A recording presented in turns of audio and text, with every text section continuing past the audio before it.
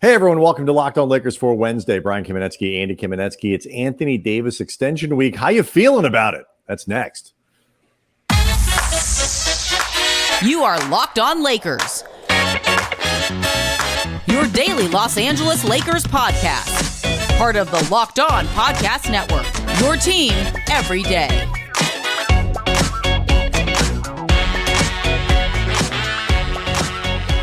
Thanks to everyone for making Locked On Lakers first listen of every day, Monday through Friday. No matter how or where you get your podcasts, it's always going to be free, never behind a paywall. And Locked On Lakers on YouTube, where we just cracked the 20,000 subscriber mark, filled with Lakers fans, people getting ready for this season, which everybody's really excited about. We appreciate all the support that you guys have given the channel. Please continue to leave questions and comments. Especially guests. We got some guests lined up. I was on vacation, Andy, last week. You're going to be on vacation next week, so we'll bring some more people on the show. Got a couple people that I'm lining up, but have room for a couple more suggestions. I want to talk a little bit more about Cam Reddish, both sort of metaphorically and literally, based on the podcast that you did on Monday, which, again, if people haven't seen, go back and watch Monday's show. It is a great scouting report on Reddish that opens up all kinds of questions about the Lakers roster this year. So we're going to get to that in a second. But let's start with let's go to the news of the week. I think we talked about this a little earlier in the summertime. The Lakers can obviously give Anthony Davis an extension before training camp starts. That can happen as early as this week. All the reports, Andy, indicate that that's what they're going to do. They're going to offer the extension to him. It's about 3 years, 170-ish million more. Oh, come on. They're not just burning money. No, it's not that you're burning money. It's he's so rich he's lighting his cigarette with $100 bill. Like we've been using this gift for like 2 years. You don't get it by now. But I'm just saying, like, when I'm talking about that, a casual person might look at it and say, "Oh, they're burning money." But anyway, so it's about $170 million that they can add on to AD's contract. First things first, is this the right way to do it? Should the Lakers, Andy, just get all this out of the way and no questions asked, offer and extend that max extension to AD? Unless they are looking to do some type of rebuild, reset, which is completely out of the Lakers' entire ethos and how they go about doing their business, generally speaking.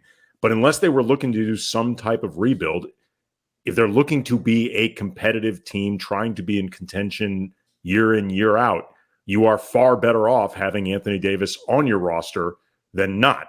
Even if ultimately you feel like you might need to trade Anthony Davis for somebody different for whatever reason, he will keep you competitive because when he is healthy at his best, he can be anywhere from top 10 to top 5 in the league. At his worst, he's typically no worse than like a top 20 in the league. So again, unless you want to go in a hard pivot direction, to me, it's pretty obvious. You keep Anthony Davis and try to lock this thing up. Also know all the knowables. Know the money. You can work with your future books with information that is helpful. It's interesting too. It's like so much of this conversation for me now gets, is shaded by the impact of the new CBA. We're sort of seeing it a little bit with Damian Lillard, who is both, obviously being limited by I will only want to play in Miami, which makes teams less enthusiastic about acquiring. Not allowed to do that anymore. The league. I know. They sent a memo. He doesn't. He only went, but he'd play hard for everybody, even Charlotte or Orlando. If he won't play hard for Charlotte, and I don't blame him. Yeah, no, he's not. He shouldn't. No, it's and so like all of that stuff aside, like people I think are also kind of looking at that going, because Dame's only been in the league, only 11 years. I think he's going into his 12th year. This is his 11th year or something like that. He was an older rookie. So, you're looking at paying Lillard $60 million at the end of this contract that he's on. And I just feel like we're in an era now where those giant numbers for players who get into their 30s with any kind of injury history at all get dicey They make people nervous. And so, I agree with you. The Lakers don't have much of a choice here. It's Anthony Davis. He is one of those guys. If you do not have one of those guys or two of those guys, it's hard to win a lot of games. When you have them, you have to keep them. But that doesn't necessarily mean like you're excited about it. Like if the Lakers had an extension to offer Nikola Jokic right now, I think Lakers fans not only would be like, well, obviously you send the thing out and you get him to sign it, but they'd be stoked. It's like, let's do this. We got our, a 27-year-old star, 26-year-old star going, Giannis when he signed that first extension, whatever it is. Like you are like, let's fire it up. We feel good about this. How do you feel about an Anthony Davis $167 million extension? Here's the funny thing about this, because you are correct. There are reasons to feel a little bit nervous, a little bit apprehensive about this, just because Anthony Davis has a history of, thankfully, not severe injuries. Like we're not talking about somebody at a Kawhi Leonard level of injury history, frequent surgeries, that sort of thing. But Anthony Davis misses time, and he's been missing time in his prime. So you have to figure he will be missing time once those prime years pass as well. This is priced into what you do with Anthony Davis. To be fair to AD, though, beyond the fact that, again, when he's on the court, I think last season, especially after maybe a little bit of a slow start, once he was on the court, Anthony Davis was really good. The truth is, how many players, even superstars, do you feel really that confident about extending? Like, in all honesty, like you mentioned Jokic, Giannis. That's what I'm saying. There aren't that many. Right. Because you can't get into that level unless you've been in the league for 6, 7, 8, 9 years. It's hard. Well, and also, too, even some of the younger guys like Zion, you don't feel confident about him. He's a young guy. Ja Morant, one of my favorite players in the league when he's not doing really dumb bleep.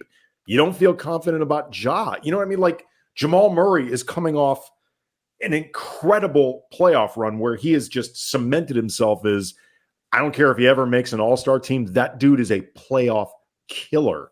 But the truth is, Jamal Murray has injury concerns. You know what I mean? Like there aren't that many guys that you really feel great about giving long-term bags of money to. Like Jaylen Brown is, I think, at worst, a top 25 player in the league. He's been an all-star. He was just coming off an all-NBA second team. At worst, I think he was like all-NBA third team. But you don't feel great about his contract now, and his flaws start feeling magnified. Right. That's the thing. He's really good. It's the Rui Hachimura effect. It's one thing to be a flawed player at, $12 million or $9 million or $6 million. It's another one to be at $17 million in the case of Jaylen Brown, whatever it is, like 50 at the end of that deal. Oh, no. It's like 70 at the end of it. 70, right. It starts at like 70. 50. And look, the cap is going to go up and all of these other things. And like the math changes.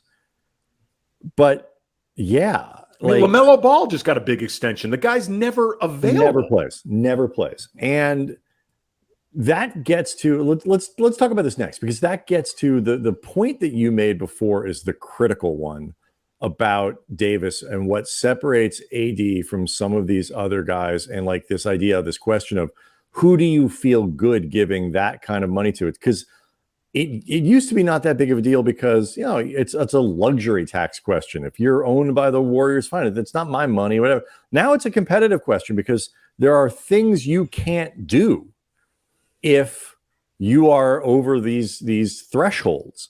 It restricts your ability to build a roster. Like the Celtics aren't going to be able to do anything for the next 4 or 5 years. So let's get to the crux of it. We'll do that next. Locked On Lakers is brought to you by Ibotta. If you're picking up some burgers and dogs for a summer barbecue, why not get some cash back for it with Ibotta? It is summer's school's coming up. You're going to need some back to school stuff for the kids, but you can watch your cash grow in the same way your wardrobe grows with Ibotta. Got a summer vacation. Brian just had his. Mine's coming up, but you're dreading buying all those necessities before taking off. Make that hard-earned money work for you. Get some stuff in return with Ibotta. You're already spending the money, so why not get some cash back for your troubles with Ibotta? Either link your loyalty account or upload the receipt after you shop, and you get your cash back. It's really that easy. The average Ibotta user earns $120 per year in real cash back, not points that nobody ever uses. And you can earn cash back on hundreds of online brands and retailers, including Lowe's, Macy's, Sephora, Best Buy, and more. And right now, Ibotta is offering our listeners $5 for just trying Ibotta using the code LOCKED when you register. Just go to the App Store, Google Play Store, download the free Ibotta app, and use the code LOCKED. That's IBOTTA in the Google Play or App Store, and use that code LOCKED.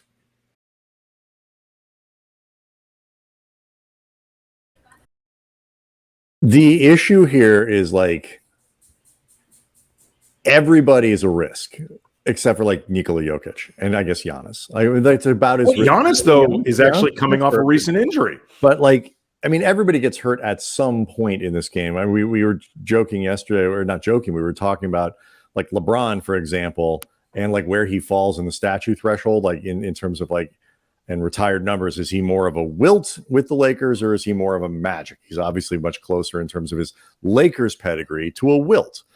Wilt, like with the Lakers, had one season where I guess he was hurt or something and he didn't play much. The other seasons, 4 seasons, he played 81 or 82 games. That doesn't happen anymore.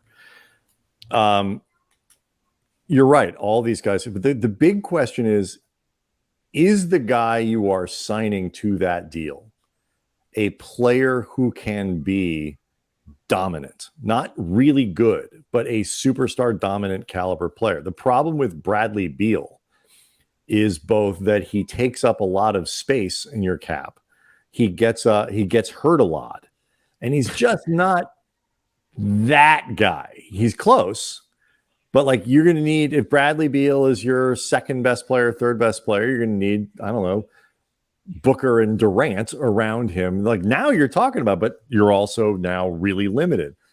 At the least, there is no argument that when Anthony Davis is available, healthy, and locked in, he offers things that are as good as anybody in the NBA. I think that is fair to say. Yeah. I mean, when Anthony Davis is healthy and, like you said, at the top of his game, he is one of the best two-way players in the game. He's one of the most unique players in the game. He is regularly playing defensive player of the year caliber defense in ways that few other players in the league can even replicate, much less do the stuff that he does on offense. Like, and when it comes to AD's offense, we've mentioned many times that's the side of the ball where it sometimes doesn't feel like AD is really putting his stamp on the game, where it doesn't feel like he was truly there, even if the counting stats are there. I think often sometimes like the games where AD really feels like he was there, you sometimes see it more in the rebound count than the scoring column. But for all of the scrutiny that AD goes through that, and as I acknowledged, you and I are sometimes two of the people doing the scrutinizing, the reality is he averaged 26.5 points a game in the regular season. I think about 23 in the playoffs. And so much of that scrutiny, I think, is really specific to because he's teamed with LeBron.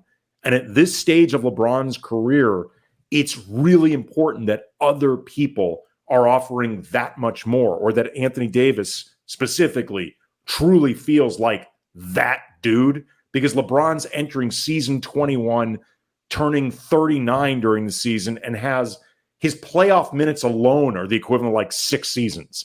So like a lot of it with AD really is very specific to LeBron, which actually, if you want to feel glass half full about this, when LeBron eventually does retire, assuming it eventually ever happens, if you presumably pair up Anthony Davis with a guy who's his age or maybe even a little bit younger, superstar who scores, all of a sudden AD's scoring, that's going to feel unfair as opposed to not quite enough. Well, depending on who the person is. Yeah, I think what's going to happen is by figuring another couple seasons is you start to pair AD with somebody like AD is supposed to be for LeBron. Right. Where, the guy who is going to help your older superstar get through it. But I mean, I agree with you that the context of LeBron is part of what frames the question around Anthony Davis and why the frustration is there, the offense and this and that and whatever. But I think it's also because when he is on, his performances are so eye-popping and they look so much different than some other guys. Like there are a lot of guys who can suddenly get on a roll and start hitting shots and all that, but it's the two-way thing. It's the turnaround jumper on one end, you go down and close out block on the other end, and just these things that are just freakish for somebody of his size. And so when he does show that, it's so eye-popping and so different. Then you get frustrated. You're like, well, why didn't it look like that all the time? And so I think those two things combined, but you're right. The baseline production here is really good. He's being measured against a top level that and like the perception of just how good he is in a way that Jaylen Brown isn't, because nobody thinks Jaylen Brown's top end is what Anthony Davis's is. Jaylen, I'm not deep into this, but my perception of it is, as a person watching the Celtics semi-casually in the summer from 3,000 miles away, is that the people wonder if he's good enough for that money. Absolutely. Right. I don't even think most people are wondering. Most people they're think saying he's it out not. loud. Exactly. They're saying it out loud, and they're saying it out loud. He can't go left. He can't do all of a sudden those flaws become a big problem. It's like you say, $70 million. Whereas Anthony Davis is good enough, but is he good enough every day? It's like, we're talking about, why can't you be the fourth best player in the league every time you go out to play? I'd rather have that problem with a guy who I'm not sure can stay on the floor as much as I want than the problem of the player who I have to give the money to. And I understand what the Celtics were doing. I think it was a no-brainer for the Celtics to do it. I'd rather have the Lakers problem than the problem of, I got a guy who's taking up $65 million in a new CBA that's extremely restrictive and all this, that I don't know if he's quite elite enough yet to be the dominant player in a series, lead us to a title, whatever it might be.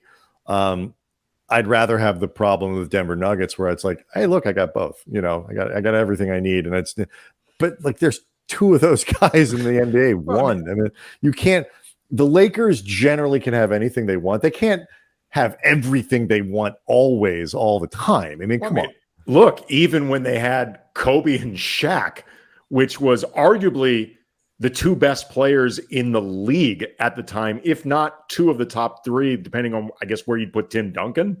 But right. I mean, you could argue at times Kobe and Shaq were the two best players in the league, and there were still a hell of a night. Yeah. And there were still a hell of a lot of problems that came with that. So even the Lakers, who are always blessed with all the nice things, like, you got to go back to maybe like Showtime, where it felt like once like Riley was in, where it really felt like there were no problems. And you know what? Maybe there were a lot more problems than you and I remember. We were a lot younger then. We weren't living in LA. No. Like it is typically complicated for all this stuff. Yeah. You said though. Oh, so go ahead. Really quick, is you raised an interesting point. We were talking about this before the show began. Just like the idea of, if you're a fan, are you excited about an Anthony Davis extension, as opposed to, as a fan, recognizing, yeah, it's what the Lakers should do, and it's certainly not a bad idea, but like excitement over it, like the way Laker fans were excited every time Kobe signed an extension. You know what I mean? Like, other than maybe the one after the Achilles tear, but even then, Kobe earned it. Kobe earned that money. All right, let's talk about that next.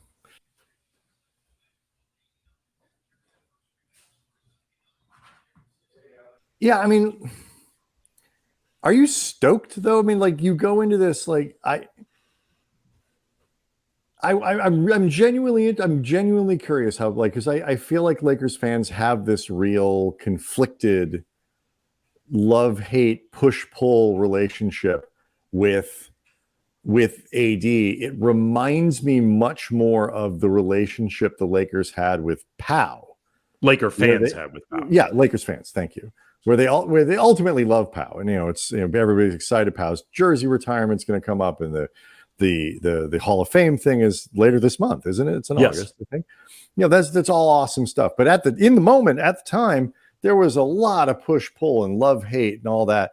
That's the vibe I get from Anthony Davis, around Anthony Davis from Lakers fans. I don't know if that's the same thing you see.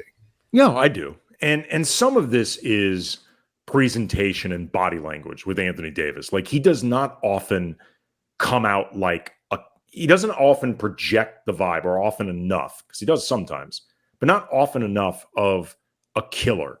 Like, we were talking before about guys that you feel good about extending.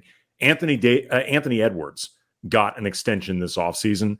That's a dude you feel great about because A, he's really good and he's getting better, but B, he puts out the vibe of the dude that wants to go out there and destroy everyone, and that he is confident at being the alpha male of a team. Put that bleep on me. Can he always meet that moment? No, he's still learning. He needs, frankly, I think, better structure around him. But Anthony Edwards puts out that vibe where I think you feel excitement at that prospect of him being extended. And look, Pau got extensions, I believe, with the Lakers, if memory serves, and you were excited about that. But that's also because you knew you had a championship setup and you just wanted to keep the thing rolling. If Anthony Davis is the version of himself more often than not moving forward that we saw like in the playoffs, if nothing else, people will have some excitement after the fact because that dude's a monster. That dude is a freaking monster. All this stuff is just so fascinating to me because, the LeBron context extends to Anthony Davis because LeBron, who was not of the franchise, was responsible for bringing Anthony Davis. Like there is a, I don't know, mercenary modern NBA feel to this whole core that was different than the Shaq Kobe years, because while Shaq was an import, Kobe wasn't. They had Derek Fisher. The supporting guys kind of felt, I know like Rick Fox, that was a big switch, with the Celtics and all that kind of stuff. But that core felt kind of this city because it had a guy who started here. And obviously you go back to the Showtime teams, and that was, full of dudes who, were made here and all of that. And the homegrown guy with this crew is Austin Reeves. Right, who's been here for 2 years. I don't know. We just live in a different world. Like the Lakers won't really have opportunities if things go well to do anything and build teams like they did back in the day. The league is different. Expectations are different.